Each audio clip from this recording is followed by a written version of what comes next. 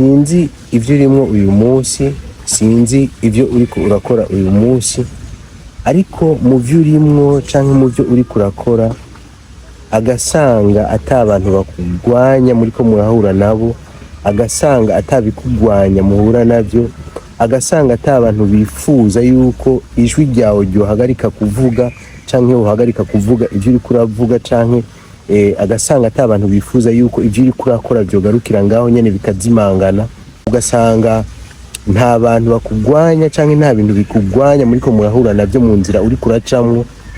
Nukuri nibaza yuko hageze yuko uhagarika hanyuma ugafata iyindi nzira.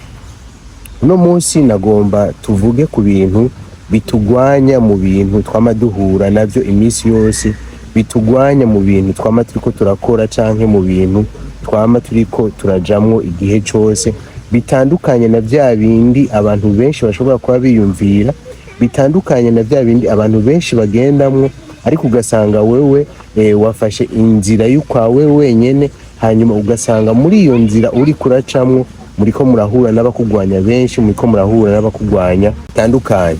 Uraza kumva n'abaza kuba bariko barakugwanya abaribo, kandi uraza gutangara cane muri kino kiganiro tugiye gukora. Hama nkaba ndaguha ikaze, jewe ni Jeff Habyarimana, ndaguha ikaze ku Ziko. Hanyuma akaba ari ubwa mbere umbonye, kugira ngo tugumane cugira subscribe ngaho hepfo, kugira ngo uzohore wumva ibiganiro nk'ibi, ibiganiro biguha ivyiyumviro bishasha, ibiganiro ubwira ku by'amafaranga, ibiganiro bivuga ku bantu, ibiganiro bivuga kuri business, ibiganiro bivuga ku bintu byinshi bishobora kugufasha kugira ngo ushobore gushika ku iterambere ryawe, kugira ngo ushobore gushika ku itunga ryawe, kugira ngo ushobore gushika kure mu buzima hamwe wifuza gushika. Rero nkaba nongeye kuguha ikaze.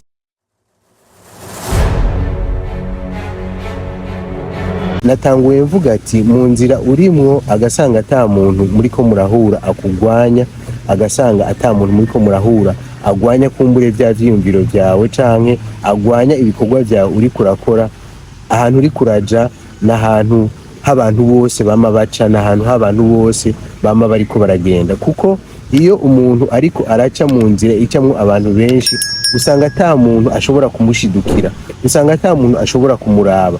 Ariko iyo uriko uraca muri ya nzira uvuga ati ni ya nzira icamwo abantu bakeyi, abantu batangura kwibaza ibibazo byinshi, bagatangura kwibaza naka kubera iki adakora gutya, naka kubera iki atameze nk'abandi, naka kubera iki atavuga nk'abandi, naka kubera iki atariko arakora nka bya bindi abantu bose bariko barakora, naka kubera iki adafise iki, naka kubera iki ataba muri quartier, naka kubera iki adafise akazi, naka kubera iki yashimye kugenda hariya hantu, naka kubera iki yashimye kugira gutyo. Ugasanga bariko barakuvuga ko ibintu byinshi. Igihe uba uriko uragenda muri iyo nzira ya wenyene, niho usanga abantu baba bariko baravuga, bariko barakwibaza ko ibintu byinshi. Ugasanga rero hariho n'abandi bantu rero baca bakugwanya. Ngomba ndakubwire ikintu kimwe mvuze kukugwanya. Aha twovuga nka Mandela, Nelson Mandela, muramuzi, yari afise umugambwe, yarafunzwe imyaka myinshi cyane gose, murabizi yuko yafunzwe, ariko mu nyuma bakamurekura akava mu gasho canke akava aho yari afungiwe agenda kuba umukuru w'igihugu. Kino kintu ni ikintu gihambaye cyane gose. Hanyuma muramuzi Prince Louis Rwagasore mu Burundi, naho nyene abarundi benshi bumva ikirundi nibaza yuko mumuzi, yagwaniye intahe yo kwikukira mu Burundi. Baba ari incungu canke abandi bantu mumaze kumva, abandi bantu benshi, sinzi yuko umaze gufata umwanya kugira ngo usome ivyo banditse, canke umaze gufata akanya kugira ngo ushobore kumva ukuntu babayeho mu buzima bwabo, n'abantu bagiye baragwanywa mu vyo bariko barakora. Hariho umuntu akomeye cyane no kubwira yitwa Harry Ford, ni umuntu yatanguye gukora imodoka muri Amerika, ni umuntu yagwanijwe bikomeye cyane muri famiye iwiwe. Ni kuvuga yuko abantu benshi usanga bariko barakugwanya muri igihe uba uriko urafata inzira itandukanye n'aba bantu benshi, usanga kenshi ari n'abantu bakwegereye, usanga kenshi ari n'aba bantu bagukikuje, usanga ari ba bantu bamba bakubwira yuko bagukunda.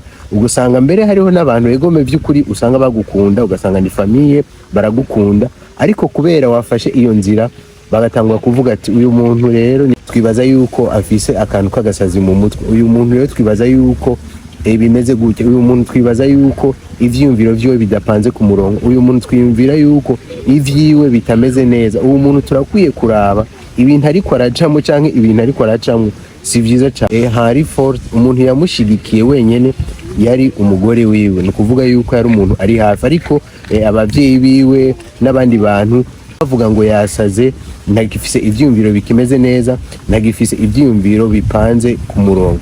Muravyumva yuko no mu mugambwe dufate yuko murashobora kuba ufise nk'umugambwe kanaka canke urashobora kuba urongoye ishirahamwe kanaka canke urashobora kuba urongoye igihugu kanaka, hanyuma ukifuza impinduka zitigeze zibaho. Ni waba rero wifuza gufata impinduka zitigeze zibaho canke ugashaka gufata ingingo zitigeze ziba mu buzima bwawe, kenshi abantu bazovuga yuko udakomeye neza mu mutwe, kenshi bazovuga yuko utameze neza mu mutwe, kenshi bazovuga yuko udakwije, kenshi bazovuga yuko ivyiyumviro vyawe ari bibi, kenshi bazokubwira, uzohura n'abantu bakugwanya, uzohura n'umugwi munini ukugwanya uvuga yuko bijya bintu uriko urakora atari byo, canke bijya bintu uriko uravuga atari byo, canke ijya nzira uriko uracamwo ataho izogushikana. Rero nico gituma natanguye mvuga ati agasanga uriko urakora ibintu byari byo byose woba uriko urakora, hanyuma akaba ata muntu ariko arakugwanya, urakwiye guhindura, uriko uraca muri ya nzira abandi bantu bose bariko baracamwo, uriko uraca muri ya nzira icamo la masse abantu benshi. Ico gituma nagusavye yuko woshobora guhindura ivyo uriko uracamo, agasanga ivyo uriko uracamo canke ahantu uriko uraja, agasanga ufise indoto, hanyuma izo ndoto ukaba uriko urakora kugira ngo izo ndoto zawe uzozibone, hanyuma ugasanga ivyo uriko uracamo canke ivyo uriko uravuga canke imigambi yawe uriko uravuga nta muntu ariko arakubwira ati ivyo ntibishoboka, aho uriko uraca uharabe neza, usubire inyuma, kumbure wiyumvire, usubire ugire constructure y'iciyumviro cawe, kumbure uriko uraca muri ya nzira abantu bose bacamo. Uzosanga rero muri ico gihe iyo nzira y'abantu bose bacamo atayizo gushikana, uzosanga uzokwiruturuva ashaka fa uri muri vya bindi nyene. Ariko ni watangura gufata inzira yawe wenyene, ni watangura guca ahantu ha wenyene, abantu bose bazoguhagurukira bavuga ati umuntu oya ariko aragenda ahantu hatameze neza, aho umuntu ariko aragenda ahantu hatariho. Abantu bose bagiye bashika ku bintu bihambaye cyane, nabikubwiye, abantu bose bagiye baharanira ibintu bikomeye cyane, usanga baronse abantu babagwanya benshi cyane bagahaguruka. Mbere nabivuze yuko bamwe bashobora guhaguruka no muri ba bantu bakwegereye cyane. Muzobaze, muzorabe ibi bintu ndiko ndavuga, ibi ndiko ndakubwira uzosanga ari byo. Naje biranshikira kenshi, ugasanga ivyo ndiko ndavuga kubera abantu badashobora kubitahura, ugasanga abantu bariko baragwanya ivyiyumviro, bariko barifuza yuko ntobivuga, ariko hari n'igihe bashobora kumva yuko ari ukuri, ariko ugasanga kubera batiteguye kwakira kujya kuri, bariko barabigwanya, bariko baravuga ibi na biriya, bariko baravuga iki na kiriya, bifuza yuko abantu batovuga ukuri. Uzokurabe kenshi na kenshi iyo umuntu uri kuramubesha, muri ino minsi abantu benshi barakunda yuko umuntu ababesha. Iyo uri kurabesha usanga abantu bemera bijya uriko uravuga, canke bakemera bijya uri kuraba, ariko igihe uriko urabwira ukuri abantu kenshi uzosanga bakugwanya. Inzira y'ukuri rero ni inzira icamwo abantu bakeye kandi birumvikana kandi biri normal, ariko uzokwame ugwanira guca muri ya nzira abandi bantu batariko baracamwo, uzokwame ugwanira kugenda wenyene kugira ngo ushobore kugira impwemu yo kwicara hamwe wiyumvire. Impwemu kubisanzwe ni impwemu y'abaridere, kugenda wenyene ni impwemu y'abaridere. Inkukuma canke ego iguruka yonyene, ariko utu tunyoni duto duto usanga tuguruka turi umugwi, Ibi biravuze ikintu gikomeye cyane, kumbure nawe ni wavyiyumvira ko uraza gutangura kuronka inyishu. Rero Imana iguhezagire, yari message nshaka ko tuganira. Reka tuzosubire mu kindi kiganiro, tuzosubire mu indi video, azo atiko turavuga ibindi bintu, azo atiko turatanga ikindi cyumviro cyo kugufasha kugira ngo ushobore kuva ngaha ushike ngaha. God bless you, see you next time.